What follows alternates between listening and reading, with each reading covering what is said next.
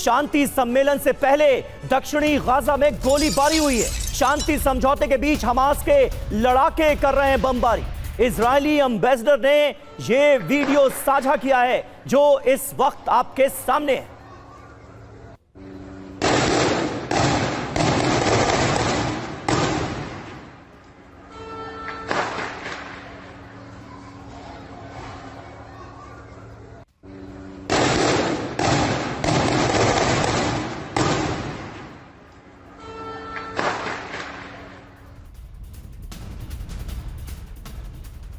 और देखिए, शांति सम्मेलन से पहले गाजा में तैनाती की गई है। इजराइल ने गाजा में सेना की तैनाती बढ़ा दी है। तो गाजा को लेकर आखिर क्या होने वाला है मिस्र के शर्म अल शेख में, इस पर सबकी नजरें हैं। और ऐसे में गाजा के अंदर सेना की तैनाती बढ़ाता क्यों नजर आ रहा है इजराइल, ये है अहम सवाल। तस्वीरें देखिए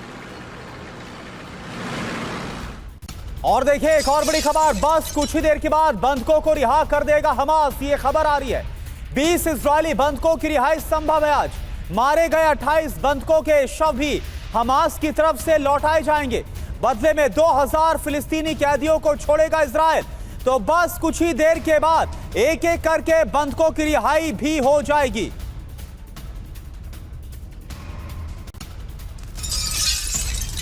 तो यानी कुल मिलाकर अब जो डील हुई थी इजराइल और हमास के बीच अमेरिका के दखल के बाद, वो अमल में आती हुई नजर आ रही है। कुछ ही देर बाद बंधकों की अदला बदली शुरू हो जाएगी। इजरायली सेना कैदियों को लेकर पहुंच गई है। कैदियों के बदले बंधकों को रिहा किया जाएगा।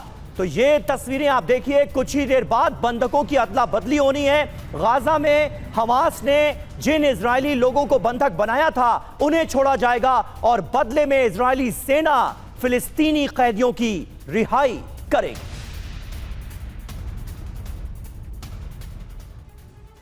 तो देखिए, यह बहुत बड़ा डेवलपमेंट है, लेकिन इस डेवलपमेंट के साथ ही साथ तमाम सवाल भी हर किसी के जहन में उठ रहे हैं कि आखिर अब गाजा का मुस्तकबिल क्या होगा। क्योंकि डील के तहत हमास को पूरी तरह से हथियार छोड़ने होंगे, यानी हमास को हथियार मुक्त होना ही होगा। क्या हमास इसके लिए तैयार होगा? क्योंकि कई लोग यह कह रहे हैं कि इस डील पर साइन करके हमास ने अपने डेथ वारंट पर साइन कर दिया है। थोड़ी देर में बंधकों की रिहाई हो सकती है, लेकिन गाजा में युद्ध विराम के लिए मिस्र में ट्रंप की अध्यक्षता में पीस समिट होने वाली है। सवाल यह है कि क्या गाजा में हमेशा के लिए शांति हो पाएगी?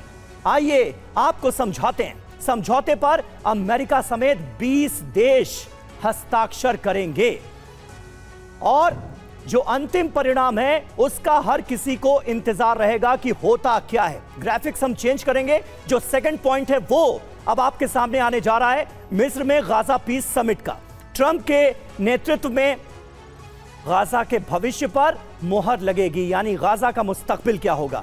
सवाल यह है कि क्या आज के बाद गाजा में युद्ध विराम हो जाएगा? जी हां, यकीन जानिए यह अभी भी सवाल ही है। क्या डील साइन होते ही गाजा में शांति आ जाएगी और शांति स्थिर रहेगी?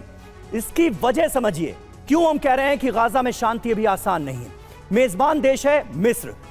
इजराइल मीटिंग में शामिल नहीं है, हमास समिट में शामिल नहीं है, इसलिए ये सवाल लगातार उठाए जा रहे हैं। हमास का रुख क्या है? ना हथियार छोड़ेंगे, ना ही गाजा को खाली करेंगे। इजराइल कहता है हमास को पूरी तरह से निष्क्रिय करना जरूरी है।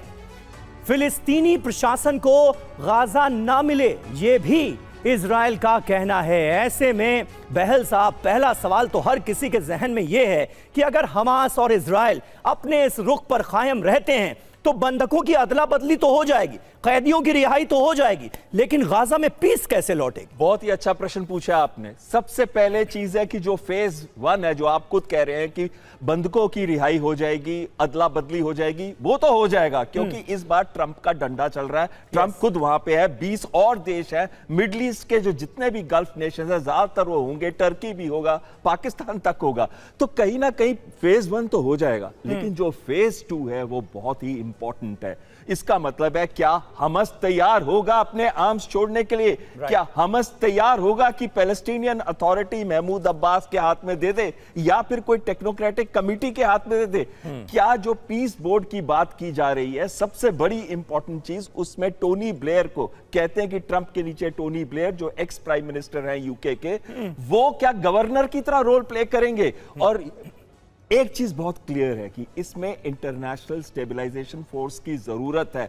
क्यों जरूरत है? क्योंकि डिफेंस मिनिस्टर इजराइल ने कहा है कि मैं हम सभी के सभी टनल्स को बर्बाद कर देंगे, पर अभी तो आईडीएफ एक विड्रॉल लाइन के पास चली गई है। क्या वो वापस अंदर आ जाएगी गाजा सिटी के अंदर? ये बड़ा महत्वपूर्ण क्वेश्चन आया था। इसका मतलब है कि इंटरनेशनल स्टेबलाइजेशन फोर्स को आना पड़ेगा, जिसमें इंडोनेशिया ने कहा वो 20,000 देंगे और यूरोप के कुछ देश हैं वो भी कह रहे हैं कि हम भी कंट्रीब्यूट करने को तैयार हैं। तो अगर इंटरनेशनल स्टेबलाइजेशन फोर्स आ जाती है और अगर ट्रंप का डंडा कंटिन्यूअसली चलता है और अगर इजरायली डिफेंस फोर्सेस वापस हमले नहीं करती है जी, तब हमास को फोर्स किया जाएगा कि आप अपने आर्म्स डालिए और आपका इसमें कोई रोल नहीं होगा। अगर ये नहीं होता तो ये वापस युद्ध जैसी सिचुएशन। बिल्कुल अश्मिदर सर, और हमने देखा भी है कि 2 साल में बीच में अल्प विराम देखा भी गया सीज फायर में और अदला बदली हुई है प्रिजनर्स की और बंधकों की, लेकिन फिर से बारूद जमकर बरसा। एक और बड़ी खबर क्या है? मिडिल ईस्ट के लिए रवाना हो गए हैं डोनाल्ड ट्रंप। मिस्र में पीस समिट में हिस्सा लेंगे डोनाल्ड ट्रंप। समिट में 20 से ज्यादा देशों के नेता शामिल होंगे। इजराइल के बाद मिस्र जाएंगे डोनाल्ड ट्रंप। तो आप देखिए, मिस्र में जहां पर पीस समिट होनी है वहां के लिए अब डोनाल्ड ट्रंप रवाना हो गए। और ट्रंप के स्वागत के लिए इजराइल ने बिछाया है रेड कारपेट। जी हां, बेन गुरियन एयरपोर्ट पर सुरक्षा बहुत बढ़ा दी गई है। पूरे शहर को सील करके कर दी गई है barricading. Tel Aviv air space को भी सील कर दिया गया है। डोनाल्ड ट्रंप यहां पहुंच रहे हैं। तो ये तस्वीरें आपको दिखा रहे हैं किस तरह से तेल अवीव के एयर स्पेस को कर दिया गया है सील और अमेरिकी राष्ट्रपति के लिए बिछाई जा रही है रेड कार्पेट। और देखिए, एक और बड़ी खबर है। मिडिल ईस्ट रवाना होने से पहले डोनाल्ड ट्रंप ने क्या कहा? 2 साल से गाजा में चल रहा युद्ध अब खत्म। यह डोनाल्ड ट्रंप की तरफ से बयान। इजराइल फिलिस्तीन युद्ध विराम समझौते का पहला चरण शुरू हो गया है। लोग युद्ध से थक गए हैं, अब युद्ध विराम रहेगा जारी।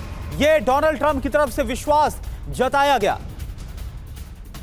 तो जिस तरह से गाजा में इजराइल की तरफ से बारूद बरसाया जा रहा था, हजारों की संख्या में यहां मासूमों की मौत भी हो रही थी, तो एक दुनिया ने राहत की सांस जरूर ली है कि अगर बारूद यहां नहीं बरसेगा तो बड़ी संख्या में जो लोग मारे जा रहे थे वो कत्लेआम नहीं होगा। लेकिन सवाल है कि इससे पहले भी तो ऐसा हो चुका है, इससे पहले भी तो संघर्ष विराम की कोशिशें हुई है। क्या इस बार जो विश्वास डोनाल्ड ट्रंप अपने बयान में दिखाते नजर आए वो लंबा चलेगा? गाजा में युद्ध विराम को लेकर ट्रंप ने 20 सूत्रीय एजेंडा बनाया है, जिसकी 10 बड़ी बातें आपको फटाफट बताते हैं। ट्रंप का शांति सम्मेलन क्या खत्म हो जाएगा रण? बड़ा सवालिया निशान है इस पर। पीस प्लान की 10 बड़ी बातें आपके सामने। नंबर 1, फौरन युद्ध रोकना। इजराइल हमास के बीच सहमति बनी तो संभव है, इजराइल पीछे हटेगा। गाजा से आईडीएफ धीरे धीरे पीछे हट भी रहा है। इसके अलावा गाजा को आतंक मुक्त बनाना यह भी एक शर्त है। हमास के ठिकाने और हथियार वहां से हटाए जाएंगे, लेकिन यह अपने आप में एक बहुत बड़ा सवाल है कि होगा ऐसा क्या? सरकार में हमास की एंट्री नहीं होगी, हमास सरकार में प्रतिनिधित्व नहीं होगा, शांति बोर्ड बनेगा। ट्रंप अध्यक्ष होंगे, टोनी ब्लेयर और अन्य देशों के नेता शामिल होंगे। पुनः निर्माण योजना तैयार की जाएगी, बोर्ड विकास और सुधार करेगा और खर्च उठाएगा। इसके अलावा रक्षा के लिए फोर्सेस होंगी, अंतरराष्ट्रीय सुरक्षा बल की तैनाती यहां पर होगी।